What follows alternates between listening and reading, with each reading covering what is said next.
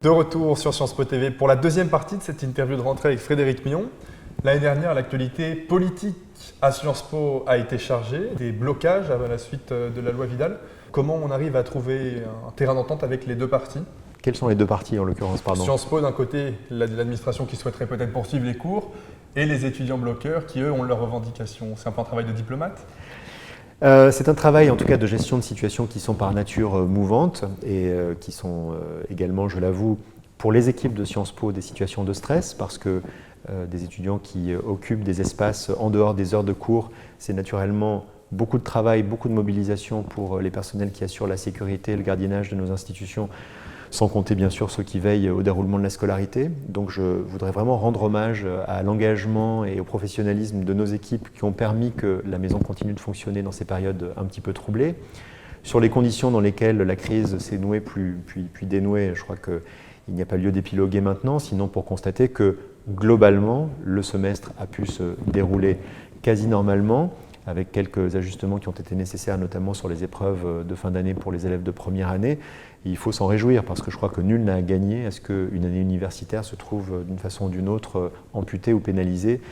Et donc je me réjouis que nous ayons pu conclure l'année universitaire 2017-2018 dans des conditions à peu près satisfaisantes.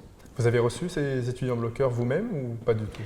Non, ils n'ont pas d'ailleurs demandé à être reçus. Ils ont été en contact continu avec l'administration, notamment avec la direction de la vie étudiante et avec les équipes, notamment nos appariteurs qui étaient à leur contact quotidien pour assurer la sécurité des personnes et des biens dans la maison. Et je note que dans les revendications que formulaient ces étudiants protestataires, il ne s'en trouvait à ma connaissance pas qui étaient dirigés contre Sciences Po. Les mots d'ordre étaient politiques, beaucoup plus généraux et beaucoup plus liés à la situation nationale. J'évoquais un travail de diplomate. Vous évoquiez, vous, à votre tour, au début de cette interview, le fait que vous feriez que 2 mandats. Concrètement, après Sciences Po, votre projet, c'est quoi ? Rentrer au gouvernement ? Être diplomate, justement ? Éclairez-nous. Très honnêtement, aujourd'hui, si vous avez un projet pour moi, je suis preneur que nous en discutions parce que je n'ai absolument pas songé à ce que pourrait être la suite. Il faudra sans doute le faire le moment venu. Ce serait à la fois malvenu et imprudent de ne pas le faire. Mais toute mon énergie au cours de l'année et au cours des mois écoulés a consisté à forger un programme qui soit celui de ce mandat nouveau qui s'ouvre, des 5 années qui viennent, de constituer avec mon équipe les conditions de réalisation de nos ambitions. Et ça ne m'a pas laissé beaucoup de temps pour songer à ce que pourrait être la suite, mais le moment viendra pour ça, nous pourrons en reparler dans 2 ou 3 ans si vous le voulez. Pas de politique, mais vous êtes quand même en charge du comité Action publique 2022, porté par Édouard Philippe, que vous co-présidez. Vous avez donc trouvé le temps un peu de... Alors le comité a achevé ses travaux, comme vous le savez, qui étaient limités sur à peu près 6 mois. Et l'une des raisons pour lesquelles j'ai pu accepter cette mission, c'est que, comme vous l'avez noté, nous étions 3 coprésidents. Il y avait 40 membres de notre comité qui ont travaillé sur les différents chantiers thématiques qui nous étaient assignés. Donc l'investissement en temps était significatif, mais fort heureusement compatible avec ma charge de travail ici à Sciences Po dans le contexte que nous avons évoqué. On évoquait une demi-journée, il paraît, vous aviez dit que c'est un peu plus. Ça a été souvent plus que ça, mais ça a été un peu irrégulier au long de la période.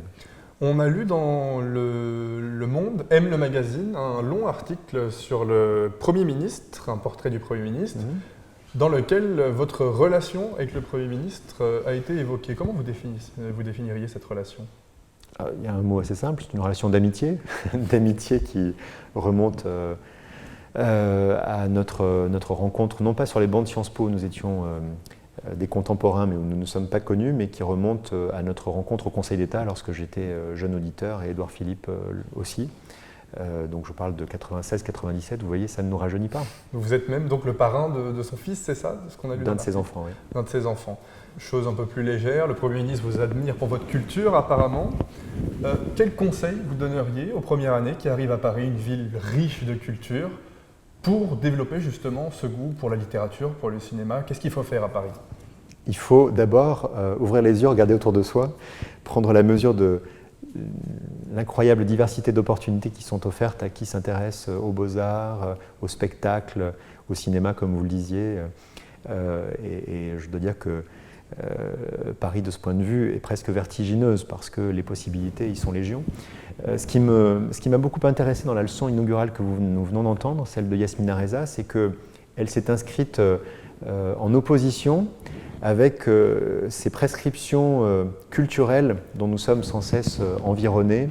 Il suffit d'ouvrir un journal, d'écouter la radio, de regarder la télévision, pour être bombardé de phrases du genre « le film à voir cette semaine »,« l'exposition qu'on ne peut pas manquer »,« le concert indispensable, c'est ceci ou cela ».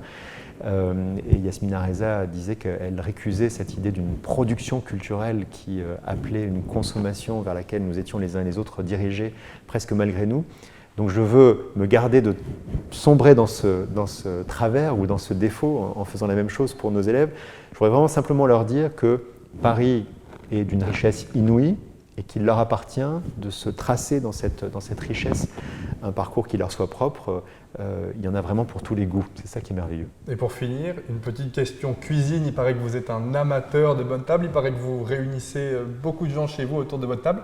Vous cuisinez quoi ? Alors, un double aveu. D'abord, j'aime beaucoup bien manger et aussi boire des bonnes choses, mais avec modération comme il se doit. Je reçois à dîner des amis de temps à autre.